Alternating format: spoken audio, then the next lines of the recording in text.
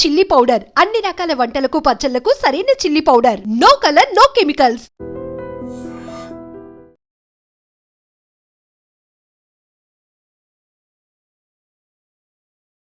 Hi hello నమస్తే, welcome back to our channel. నేను మీ వైషు. ఈ శ్రావణ మాసంలో వరలక్ష్మి వ్రతం అందరి ఇళ్లలో జరుపుకుంటున్నారు. అయితే కొత్తగా పెళ్లి కాని వాళ్ళు అబ్బాయి అమ్మాయి కలిసి వరలక్ష్మి వ్రతం చేసుకుంటుంటే అసలు అలా పెళ్లి కాని వాళ్ళు వరలక్ష్మి వ్రతం చేసుకోవచ్చా? పెళ్లి కాని అమ్మాయిలు మాత్రమే కూర్చొని చేసుకుంటూ ఉంటారు, కానీ అమ్మాయి అబ్బాయి కలిసి ఫ్యూచర్లో పెళ్లి చేసుకోబోయే వాళ్ళు ఇట్లాంటి వ్రతాలు చేసుకోవచ్చా? దీని గురించి పెద్ద ఎత్తున వారే నడుస్తుందని చెప్పుకోవాలి. అసలు చేసుకోకూడదు, అలా ఎలా చేసుకుంటారని చెప్పేసి తిట్టేసుకుంటూ ఉన్నారు మొత్తం సోషల్ మీడియాలో. మరి నిజంగా చేసుకోవచ్చా? చేసుకుంటే అసలు తప్పేంటి? ఒకవేళ చేసుకోకూడదు అంటే వాళ్ళు ఎందుకు చేసుకుంటున్నారు? ఈ విషయం గురించి మాట్లాడడానికి ఈరోజు నాతో పాటు సోషల్ యాక్టివిస్ట్ కృష్ణకుమారి గారు ఉన్నారు. మేడంతో మాట్లాడదాం. హలో మ్యామ్, నమస్తే. నమస్తే. బాగున్నారా మ్యామ్? బాగున్నాను. వరలక్ష్మి వ్రతం ఈ శ్రావణ మాసంలో ప్రతి ఆడపిల్ల వాళ్ళ హస్బెండ్ బాగుండాలని చెప్పేసి పెళ్ళైన వాళ్ళు చేసుకుంటూ ఉంటారు అని అంటుంటారు. ఈ మధ్యలో ఈ సెకండ్ థర్డ్ వీక్స్లో పెళ్ళి కానీ మన సెలబ్రిటీ కపుల్స్ అందరూ కూర్చొని పెళ్లి చేసుకోబోతున్నాం కదా ఎలాగో అని వాళ్ళే ముందే పూజలు చేసేసుకున్నారు. దాని గురించి సోషల్ మీడియాలో అసలు ఎలా చేసుకుంటారు, దానికి ఒక తతంగం ఉంటుంది, ఇది ఉంటుంది, ఆ మాత్రం తెలియకుండా సెన్స్ లేకుండా ఎలా చేసుకుంటున్నారని పెద్ద ఎత్తున గొడవలు జరుగుతూ ఉన్నాయి. ఏంటి నిజం? అసలు ఎవరు చేసుకోవచ్చు, ఎవరు చేసుకోకూడదు, వీళ్ళు చేసుకుంటే తప్పేంటి? నేను ఎవరు చేసుకోవచ్చు, ఎవరు చేసుకోకూడదు, ఎలా చేసుకోవాలి అవన్నీ నాకు అసలు తెలియదు, నేను నమ్మను. కానీ ఈ మధ్యకాలంలో ఈ పూజల పేరుతోటి వాళ్ళ అంతస్తులు తెలియజేసుకోవాలి అనే ఒక ఆతృత మట్టుకు చాలా ఎక్కువైపోయింది. అక్కడ చిత్తం శివుడి మీద భక్తి చెప్పుల మీద అన్నట్లు ఏమాత్రం అసలు చిత్తశుద్ధి అనేది లేకోకుండా చాలామంది, అందరూ అని నేను అనను, చిత్తశుద్ధి లేకోకుండా పూజలు చేస్తున్నారు. మనకి సామెత కూడా ఉంది కదా, చిత్తశుద్ధి లేని శివ పూజలు ఏలరా, ఆచార్య శుద్ధి లేని ఆచారం ఏలరా అని చెప్పి మనకి సామెత ఉంది. అట్లా మరి ఏంటి అసలు దైవభక్తి ఉంది అనడానికి ఏంటి, లేదు అనడానికి ఏంటి?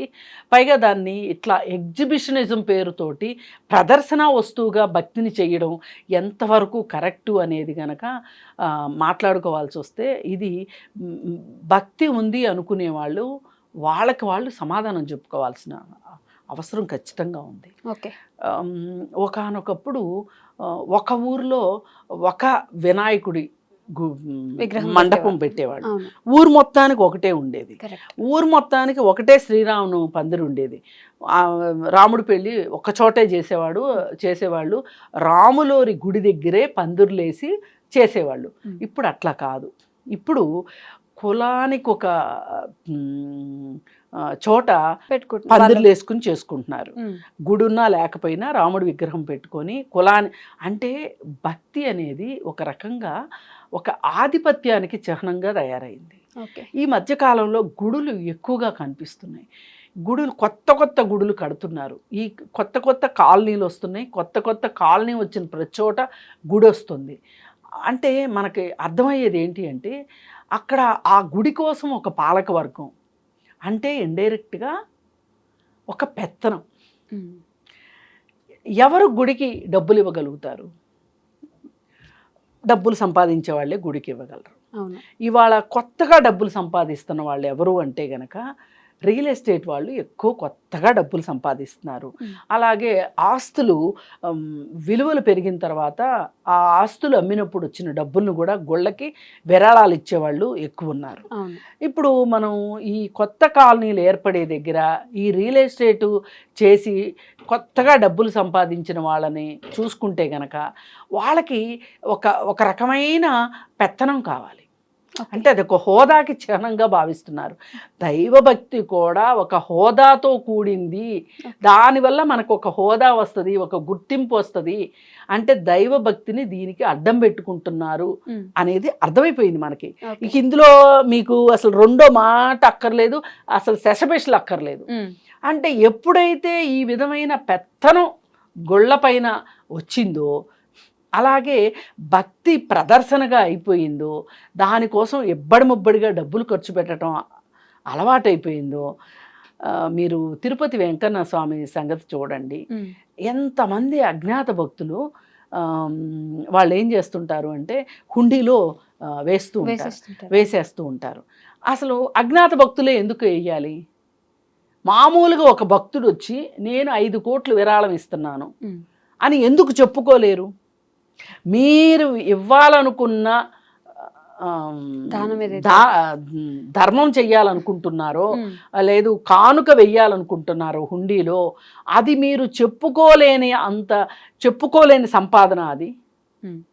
అంటే ఏ అవినీతి చేసి మీరు సంపాదించారు అంటే? నేను దాన ధర్మాలు చేసే వాళ్ళందరికీ, గుళ్ళల్లో డబ్బులు ఇచ్చే వాళ్ళందరూ అన్యాయాలు అక్రమాలు చేస్తున్నారని నేను అనను, ఎట్టి పరిస్థితుల్లో అనను. నాకు నిస్వార్థంగా పూర్తి దైవభక్తితో చేసే భక్తులు తెలుసు, దొంగలు తెలుసు. ఇప్పుడు తిరుమల తిరుపతి దేవస్థానం కిందకు వచ్చింది అనుకోండి, అక్కడ ధర్మకర్తల మండలి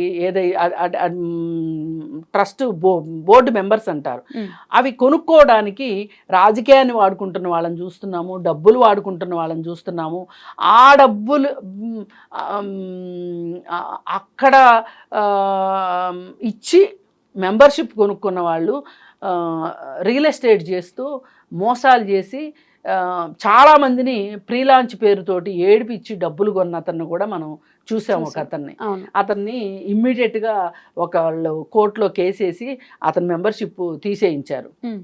అంటే ఇదంతా ఎందుకు చెప్తున్నా అంటే, అసలు భక్తిలో ఎప్పుడైతే డబ్బు వచ్చి చేరుతుందో, అంటే మా దగ్గర ఉంది, మేము దేవుడికి ఇవ్వాలనుకుంటున్నాం, ఇస్తాం, తప్పేంటి అని నేను తప్పు అనట్లేదు. దాన్ని నేను ఇచ్చేదాని గురించి నేను తప్పు అనట్లేదు. కానీ ఆ దేవుడికి ఇచ్చే డబ్బు నీకు ఎలా వచ్చింది అనేది ఒక నీ మనసుకైతే నువ్వు ప్రపంచానికి ప్రకటించక్కర్లేదు, నీ మనసుకైతే నీకు తెలుసు కదా.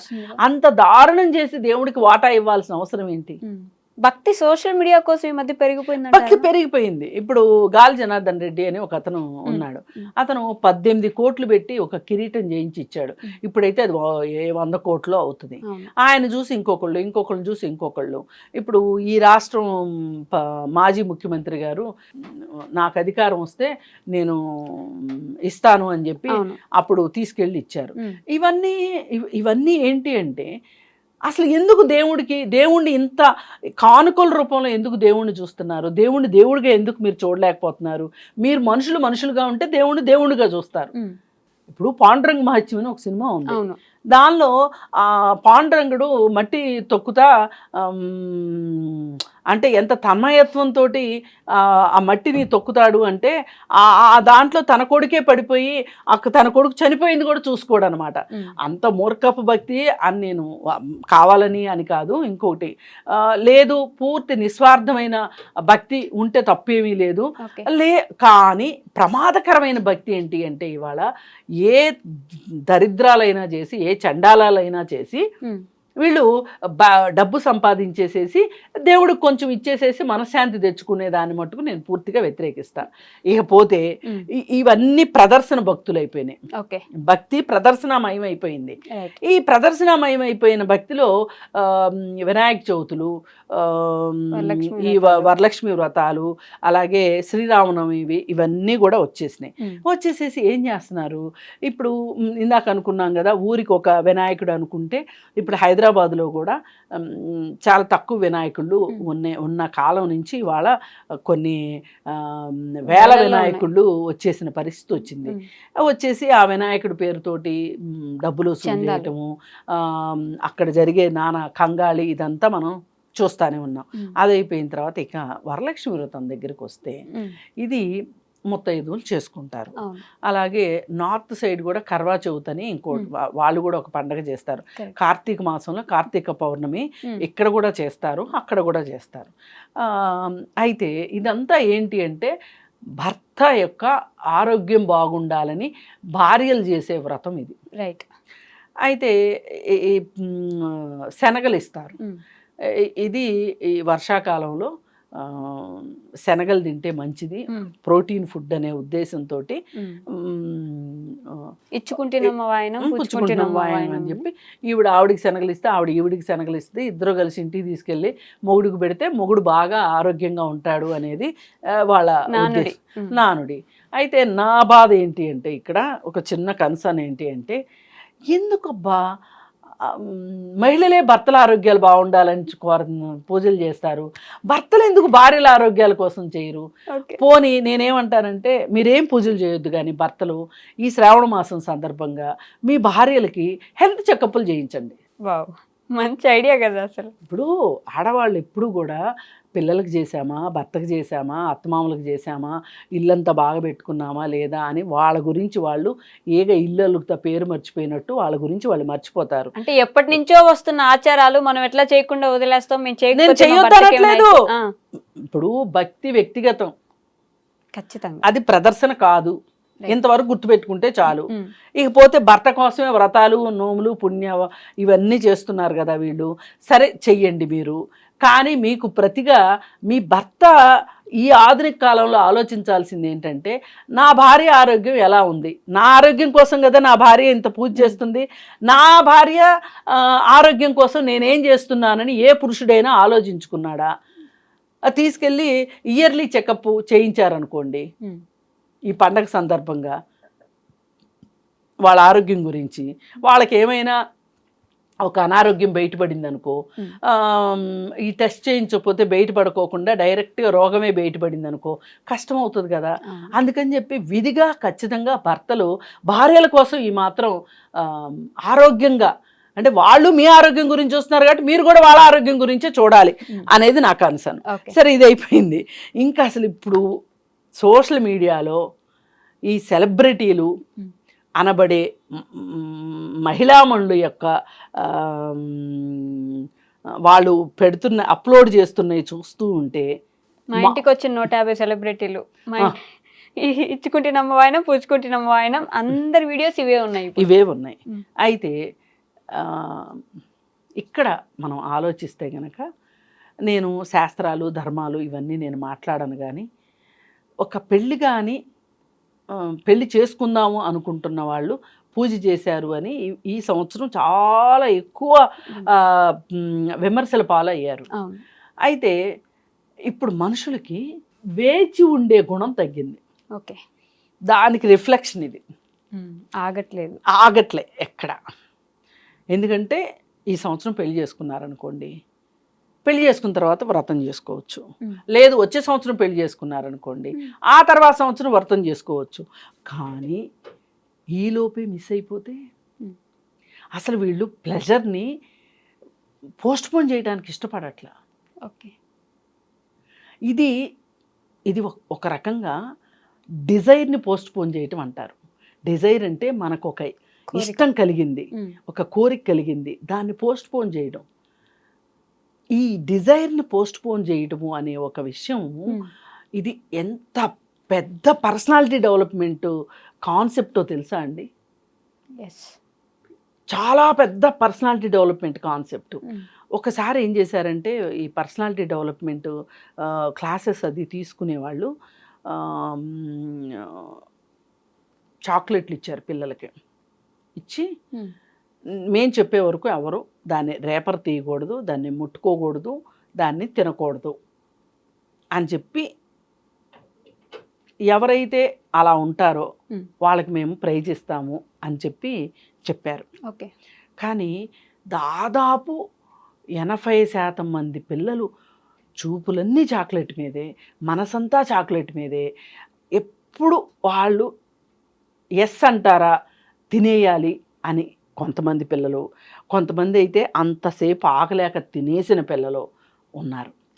కొంతమంది మాత్రమే, ఒక 20% మంది పిల్లలు మాత్రమే వాళ్ళు చెప్పిన సూచనల ప్రకారం తినకోకుండా ఆగారనమాట. ఇది దేనిని సూచిస్తుంది అంటే వాళ్ళ కమిట్మెంట్ని సూచిస్తుంది. వాళ్ళకి ఒక ఎక్స్పీరియన్స్, వెయిట్ చేయగలిగే కెపాసిటీని బిల్డప్ చేస్తాయి. ఇప్పుడు పులి ఉంది చూసారా, అది వేట కోసం కొన్ని గంటలు మాటు వేస్తాను. నువ్వు ఒక కార్యక్రమం నిర్వర్తించాలి అనుకుంటే, ఒక లక్ష్యాన్ని చేరుకోవాలి అనుకుంటే నీకు వెయిట్ చేయగలిగే కెపాసిటీ కూడా ఉండాలి. అది ఈరోజు యూత్లో లేదు. దానికి సూచికే ఈ వరలక్ష్మి వ్రతంలో ఎవరైతే పెళ్లి చేసుకోకుండా వ్రతం చేసుకున్నారో అది కూడా అంత హంగు అంత హంగు ఆర్భాటాలు అది సోషల్ మీడియాలో పెట్టడం. ఇది చూస్తే మనకి అంటే ఒక చిన్న ఇంత పెద్ద కాన్సెప్ట్ వెనక దాగుంది. ఇది ఇది మన మన క్యారెక్టర్ని చెప్తుంది. ఈ విషయానికి వస్తే సరే, మీరు పూజ చేసుకున్నారు, బాగానే ఉంది. ఈ పూజ ఎందుకు చేశారు మీరు అసలు? మీ సంతోషం కోసం చేశారా? మీ హోదాను చూపించుకోవడానికి చేశారా? మీరు ఎంత ఖర్చు పెట్టారు అని చూడటానికా? మీరు ఎన్ని పువ్వులతోటి అలంకరించారు అని చూపించుకోవటానిక? ఒకప్పుడు బాగా పెద్ద సీనియర్ యాక్టర్స్ ఎవరైతే ఉండేవాళ్ళు వాళ్ళు మాత్రమే ఇలా చేసేవాళ్ళు కానీ అప్పుడు ఈ సోషల్ మీడియా లేదు కాబట్టి పెద్ద చూపించేవాళ్ళు ఎక్కడ తెలిసేది కాదు, కానీ చేసేవారట. అయితే ఇప్పుడు మట్టుకు చిన్న చిన్న జూనియర్ ఆర్టిస్టుల దగ్గర నుంచి, అలాగే టీవీ ఆర్టిస్టుల దగ్గర నుంచి, సినిమాల్లో ఆర్టిస్టుల దగ్గర నుంచి అందరికీ ఇది ఒక సంతలాగా అయిపోయింది. ఇది ఒక ప్రదర్శన అయిపోయింది. పదే పదే నేను ప్రదర్శన అనడం వెనకమాల నా ఉద్దేశం ఏంటంటే, మీరు భక్తిని ప్రదర్శనకి పెట్టకండి, మీరు భక్తితో ఉండండి. ఎందుకంటే భక్తి మీ వ్యక్తిగతం, అది మీకు సంతోషాన్ని ఇస్తుంది, మీకు ఒక స్వాంతాన్ని ఇస్తుంది, మీకు ఒక ఓదార్పుని ఇస్తుంది భక్తి అనుకుంటే భక్తిలో ఉండండి. కానీ మీ డబ్బులు చూపించుకోవటానికి, మీ హోదాలు చూపించుకోవటానికి, మీ హంగు ఆర్భాటాలు చూపించుకోవటానికి, ఒక వరలక్ష్మి వ్రతం కోసం 5 లక్షలు ఖర్చు పెట్టాను, 6 లక్షలు ఖర్చు పెట్టాను, 10 లక్షలు ఖర్చు పెట్టాను, 15 లక్షల నగ కొనుక్కున్నాను, 1,00,000 రూపాయల చీర కొనుక్కున్నాను, ఇవి చూపించడం మట్టుకు చాలా చాలా చాలా చాలా తప్పు. అది దాన్ని భక్తి అనరు, ప్రదర్శన అనే అంటారు. ఈ పైగా వినాయక చవితి అప్పుడు కూడా అంతే, పూజ చేసేసి హడావుడిగా ఒక గ్రూప్లో ఫస్ట్ ఎవరు పెట్టేశారు, ఏమేం పువ్వులు పెట్టారు. ఈ మధ్య లోకల్గా దొరికే పువ్వుల కంటే కూడా ఫారిన్ పువ్వులతో పూజలు చేయడం చాలా ఎక్కువైపోయింది. ఇప్పుడు పెళ్ళిళ్ళలో కూడా ఫారిన్ పువ్వులే ఎక్కువ వాడుతున్నారు, లోకల్ పువ్వులు వాడట్లా. అలాగే దేవుడి విషయం దగ్గరికి వచ్చేసరికి కూడా దేవుడికి కూడా వీళ్ళు వాసన సుగంధము ఏమీ అక్కర్లే, ప్లాస్టిక్ పువ్వులు లాంటి పువ్వులతోటి, ఫారిన్ పువ్వులతోటి వీళ్ళు పూజలు చేస్తున్నారు. అంటే హోదాను చూపించుకుంటున్నారు ప్రతి చోట. మొన్న ఒకరైతే చెప్పారు, ఒకళ్ళ ఇంటికి వెళ్తే దాదాపు 7-8 లక్షలు ఖర్చు పెట్టి పూజ చేశారండి వాళ్ళు వరలక్ష్మి వ్రతము అని చెప్పారు. చెప్తేనన్నా వాళ్ళు రియల్ ఎస్టేట్ చేస్తారా అన్న, సింపుల్గా అవునండి అన్నారు. ఈ మధ్య రియల్ ఎస్టేట్ చేసే వాళ్ళకి, ఈ మధ్యన కాదు అసలు ఎప్పుడు ఉందా జబ్బు. అంటే వాళ్ళైతేనే ఇంత అడ్డదిడ్డంగా ఖర్చు పెట్టగలరు. ఫార్మాస్యూటికల్ వాళ్ళు ఒకళ్ళు క్లాస్ 1 కాంట్రాక్టర్స్ అని చెప్పుకుంటారు, క్లాస్ 1గా స్మూత్గా దోపిడీ చేస్తారని అర్థం. అలాగే ఈ లిక్కర్ వ్యాపారస్తులు, ఇట్లాంటి వాళ్ళకి ముబ్బడిగా డబ్బులు ఉంటాయి. ఇప్పుడు ఒక ఎంప్లాయీ ఉన్నారనుకోండి, ఒక చిన్నపాటి వ్యాపారస్తులు ఉన్నారనుకోండి, ఒక కిరాణా షాప్ మెయింటైన్ చేసే వాళ్ళు ఉన్నారనుకోండి, వాళ్ళకి ఎక్కడి నుంచి వస్తాయి అన్ని డబ్బులు? అందుకని దయచేసి మీ భక్తి వ్యక్తిగతం, భక్తిని భక్తిగా చూడండి, భక్తి శ్రద్ధలతో, భక్తి ప్రపత్తులతో ఉండండి తప్పితే ప్రదర్శనలతో ఉండొద్దు అని చెప్పి చెప్పవచ్చు. ఇప్పుడు ఏమవుతుందంటే వీళ్ళు ఈ సోషల్ మీడియాలో పెట్టడం వల్ల శక్తి ఉన్నవాళ్ళు శక్తి లేని వాళ్ళు కూడా పూజలు చేయాలని చూస్తున్నారు. ఇవాళ చాలా కింద స్థాయి వర్గాల్లో కూడా ఈ పూజల ఇది చాలా ఎక్కువైపోయి భరించలేని ఖర్చు ఎక్కువ అవుతుంది. పైగా పనిగా ఇంకొక మాట, ఈ బొడ్రాయి పండుగలు అని జరుగుతున్నాయి. ఈ బొడ్రాయి పండుగలు జరగడం వల్ల ఏమవుతుంది అంటే ఒక్కొక్క ఊరు వాళ్ళు ఒక్కొక్కసారి చేస్తున్నారు. ఆ ఊర్లో వాళ్ళందరూ ఎక్కడెక్కడ ఉన్న పిల్లలు, ఎక్కడ ఉద్యోగాలు చేసే విదేశాల్లో ఉండే వాళ్ళు కూడా వస్తున్నారు బొడ్రాయి పండుగలకి. వచ్చి వాళ్ళు బట్టలు పెట్టుకోవటాలు. సగటున ప్రతి కుటుంబము ఒక బొడ్రాయి పండగకి 50,000 ఖర్చు పెడతారు. ఖచ్చితంగా 50,000 ఖర్చు పెడుతున్నారు. ఈ 50,000 ఖర్చు పెట్టే విషయంలో మా దగ్గర పనిచేసే వాళ్ళు కూడా 30,000 ఖర్చు పెట్టారు. 30,000 ఖర్చు పెడితే నాకు గుండె ఒక్క క్షణం జల్లుమంది. అంతకుముందే ఆ అమ్మాయికి ఏదో అనారోగ్యం ఉంటే నువ్వు చూపించుకోమ్మా అని నేను సలహా చెప్తే, అమ్మ హాస్పిటల్కి వెళ్తే ఈ టెస్ట్ అంటారు, ఆ టెస్ట్ అంటారు, ఈ మందులు అంటారు, ఆ మందులు అంటారు, అమ్మ మా దగ్గర డబ్బులు ఎక్కడున్నాయి అన్నది. అలాంటిది 2 వారాల తర్వాత ఇట్లా బొడ్రాయి పండగకి వెళ్తున్నాము అన్నది. సరే నేను ఎంత సింపుల్గా వెళ్ళి చేసుకొచ్చుకుంటారో అనుకుంటే, వచ్చిన తర్వాత అడిగితే ఎంత ఖర్చు అయింది అంటే 30,000 అయింది. 30,000 ఎందుకు అయింది అంటే, ఏటను కోసామా, ఆడబడుచులకు బట్టలు పెట్టామా, అయ్యవారికి డబ్బులు ఇచ్చామా, ఇవన్నీ భోజనాలు పెట్టామా, ఇవన్నీ లెక్కేస్తే 30,000. అమ్మా నువ్వు మా 30,000 గురించి ఎలా మాట్లాడుతున్నావు? మా ఊర్లో ఒక్కొక్కళ్ళు లక్షలేసి ఖర్చు పెట్టారమ్మా, ఎక్కడెక్కడ చుట్టాలని పెళ్ళిళ్ళు చేసినట్టు చేశారమ్మా, అసలు మా ఊర్లో ట్రాఫిక్ జామ్ అయిందని చెప్తుంది ఆ అమ్మాయి నాతోటి. ఎక్కడి నుంచి వస్తుంది ఇది వెర్రి? ఇది భక్తి కంటే భయం ఎక్కువైపోయింది. ఇప్పుడు రాకపోతే మనం ఏం చేస్తారు, అమ్మవారు ఏం చేస్తూ, ఇదంతా మార్కెట్ మాయాజాలం తప్పితే ఏమీ లేదు. అయ్యవారులు చెప్పారని చేయటం, అయ్యవారులు వాళ్ళకు వచ్చే దక్షిణాల కోసం వాళ్ళు చెప్తారు. అలాగే వ్యాపారస్తులు అప్పుడప్పుడు కొన్ని వదంతులు వస్తుంటాయి. అన్నా చెల్లెళ్ళు బట్టలు పెట్టుకోవాలంట అని వస్తుంది. ఎక్కడ లేని సందడి వచ్చేస్తుంది బట్టల షాపుల్లో. అక్కా చెల్లెళ్ళు పెట్టుకోవాలంట, సంవత్సరానికి ఒకటి వస్తుంది. ఇట్లాంటి ఖచ్చితంగా వస్తాయి. ఏంటి అంటే ఇదంతా వ్యాపారస్తులు రేపెడుతుంటారు. ఇవన్నీ అక్క చెల్లెలకి తమ్ముడు ఇంటికి పిలిచి బట్టలు పెట్టాలంట, సెంటిమెంట్ పేరుతోటి. సరే, ఏది ఏమైనప్పటికీ కూడా మనం ఒకటే కోరుకునేది ఏంటంటే, ఎవరికి వాళ్ళు ఈ సోషల్ మీడియాలో చూసి దాని ప్రకారం కావాలనుకోవటం కానీ, అప్పులు చేసి చేయటం కానీ. ఇప్పుడు ఆ రోజు 30,000 పెట్టి పండగ చేయడం కోసం ఆ అమ్మాయి పనిచేసే ఇళ్లలో ఒక ఇంట్లో తలా 5,000 అప్పు తీసుకొని వెళ్ళింది. మరి ఇది అప్పేగా. మరి డాక్టర్ చూపించుకో అంటేనేమో డబ్బులు లేవన్నది, ఆ అప్పు చేసి పండగ చేసుకున్నది. అందుకని ఇట్లా సోషల్ మీడియాలో చూసి కానీ, లేకపోతే ఈ వదంతులు నమ్మి కానీ పూజలు చేసి అప్పుల పాలు అవ్వద్దు.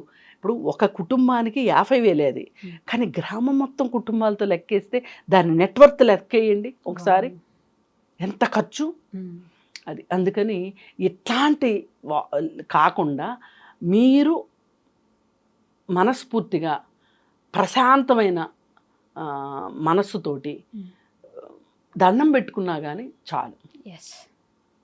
అంతేగాని ఇంత ఆర్భాటాలు, ఇంత హడావుడ్లు చేసి డబ్బులు ఖర్చు పెట్టి మీరు ఖర్చు పెట్టుకోగలిగిన వాళ్ళు ఖర్చు పెట్టి, ఖర్చు పెట్టలేని వాళ్ళు బాధపడేటట్లుగా ఈ ప్రదర్శన మట్టుకు వద్దు అని చెప్పి కోరుకుందాం. Okay ma'am, thank you. నిజంగా ప్రస్తుతం ఉన్నటువంటి సమాజం దేనికి ప్రయారిటీ ఇస్తుంది? ఆర్థిక సంబంధాల చుట్టూ మాత్రమే తిరుగుతుంది. మళ్ళీ ఎన్నికలంగానే చాలా విరక్తి కలుగుతున్నాం. మంచి అనిపిస్తుంది కదా, లేడీస్ కూడా ఛాలెంజింగ్ జాబ్స్ చేసినప్పుడు చాలా బాగుంటది. ఫుడ్ డెలివరీ ఇవ్వటానికి వెళ్ళినటువంటి డెలివరీ బాయ్ అనిల్ పై కళ్ళ ముందు